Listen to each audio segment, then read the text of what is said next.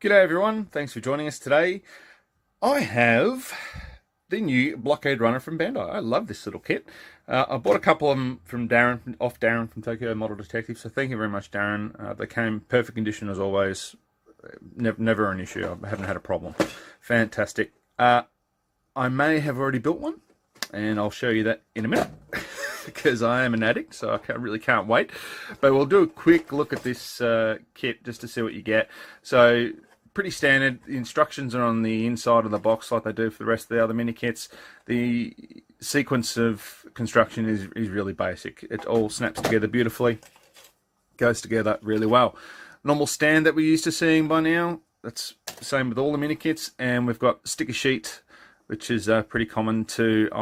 Yes, those of you who watch my videos know how I feel about these. I'd love to see the decals.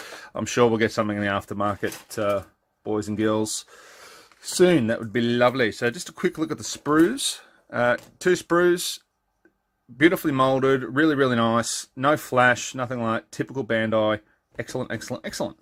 The only thing that I have small reservations with, and it's really hard to see because it's so tiny, is right where these join up. There's a little seam line on the inside of those engines. It is really unavoidable, and it is actually very minimal, so you probably wouldn't even notice it when you paint it up, but probably not a bad idea to hit it with a bit of light sandpaper just to make sure that's gone.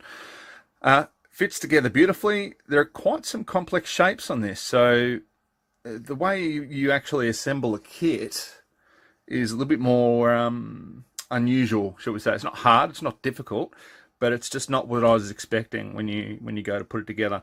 Some of the shapes, like if you have a look at that part, for example, that's on the underside. Some of the shapes are just not really what I was expecting with the assembly. That said, it goes together beautifully, and here we have the completed example. Ta-da! So that is the one I have prepared earlier. Absolutely love it. Went together really well. As I said, there's not really any fit issues. The biggest issue is when you're handling it, the parts don't come off, but they can come a little bit loose. So an example would be at the back here. You see there's just that little join along right where my thumb is on the left there.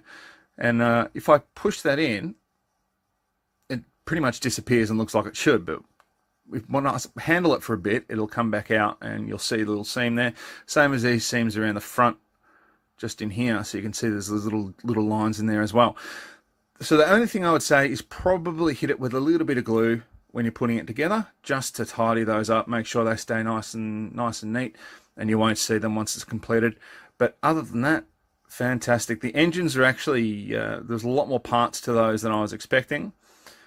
Just looking at, when you look at the sprues and you see, oh, you got the 4 engines there, and then you see the same on the other sprue, you're not really expecting a lot to do with those, but all these bits go in there as well, and it is a fairly odd setup, so you just got to be careful when you're putting them in not to loosen or knock stuff out. But once they're in there, it holds fine. But I am going to take probably these side ones off and just hit them with a bit of glue just to tidy up those little seams. Bandai, awesome. Thank you once again. Great little mini kit. I'm going to have a blast with these. I am truly excited to get started on these ones. Cannot wait. Big thanks to Tokyo Model Detective again for sending these out to us. Awesome little kits. I also have a really little sneak peek.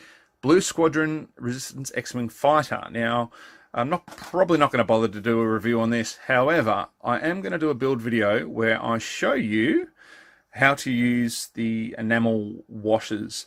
So some of you might be aware that people have been encountering problems, I have as well, on 1 or 2 models, where the enamel wash actually reacts with the plastic that Bandai use. And I'm just going to show you a really simple and easy way of just defeating that, so you don't have to worry about it on future builds. I had one X-Wing where I did actually break it, and had to fix it, and that was simply because the tension from the parts being snapped together, the tension that was there, when the enamel wash went in there, it just ate away at the plastic, and then off came the little part, and it was on the little X-wing. Off came the it was on the bottom of the fuselage, and just cracked it. So that was fairly annoying. Easy to fix, but fairly annoying. And we're just going to show you, because I know a lot of people out there just like to put these on, put them together, maybe paint the markings, and give them a wash of enamel. And we're just going to show you how to do one more little step in there, just to make sure you don't get any reactions with the enamel. But yeah, Bandai, thanks again. I hope, not pushing my luck too much, that there'll be a big brother to this kit. I'd love to see it. I really would. I've seen videos where people have already put LEDs in the engines here. I'm probably not going to do that. Yes, it's a bit too much time for me. I'll probably just paint mine up. But yeah, I love it. Thanks for watching. Don't forget, we do the monthly subscriber giveaway, and we have kit reviews coming all the time, build videos coming all the time, so just keep an eye out. Any questions, put them in the comments below. Thank you.